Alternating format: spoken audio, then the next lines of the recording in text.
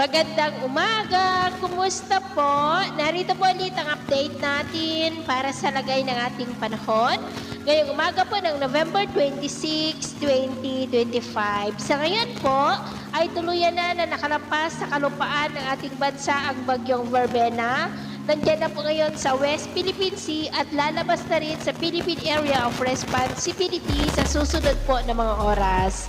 Amihan ngayon ang nakakaapekto dito sa Northern Luzon at may shear line sa silangan ng Luzon, habang easterlies naman ang umiihip sa nalalabing bahagi ng silangan ng ating bansa. At sa ating long-range forecast, wala pa naman pong bagyo na nakikita na tatawid dito sa ating kalupaan for the next 5 to 7 days. Pero hindi pa rin po inaalis ang posibilidad na maaari na may sama ng panahon na mabubuo muli sa silangan ng ating bansa sa susunod na mga araw.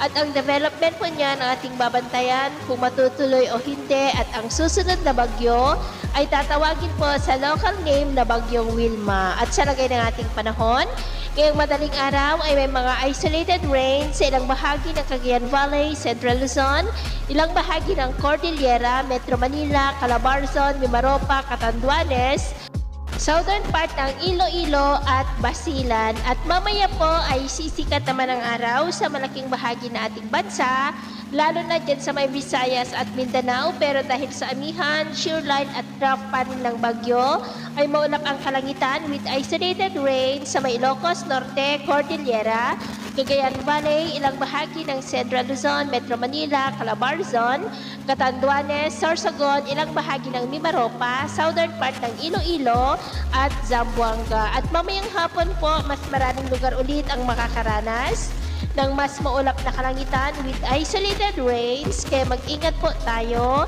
sa mga banta ng mga pagbaha at pagguho ng lupa. At sa atin naman pong mga baybayin, matataas po ngayon ang mga alon sa buong seaboard po ng extreme Northern Luzon, kanlurang baybayin ng Northern Luzon at silangang baybayin ng Luzon at Visayas, na ang mga alon ay posibleng aabot hanggang po sa 2.5 to 4 meters height. Kaya hanggat maaari ay iwasan na po muna natin ang papalaot dyan sa mga may kulay pula para po mas makaiwas sa mga sakunang pangkaragatan.